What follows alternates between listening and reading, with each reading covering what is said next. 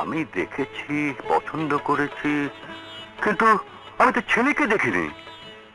তাহলে ওকে তো গিয়ে দেখতে হবে। সাগর, ভাবি শোনো, আমি এই বিয়ে করব না। তোমরা দুজনে মিলে বাবাকে বোঝাও প্লিজ। ভাবি, বাবা আমাদের কারো মতামত না নিয়ে এমন একটা সিদ্ধান্ত নিয়ে নিল। শোনো, এই সিদ্ধান্তে সাগরের ক্ষতি হলেও আমাদের লাভ হবে। কিরকম? ওই মেয়েটি গরিব। ও এই বাড়িতে এলে তোমার আমার কথার বাইরে কোনো কিছুই করতে সাহস পাবে না। আর বড় লোকের মেয়ে এ বাড়িতে এলে সাগরকে সবকিছুর সমান অধিকারের কথা বলে সাগরের মাথা খারাপ করে দেবে।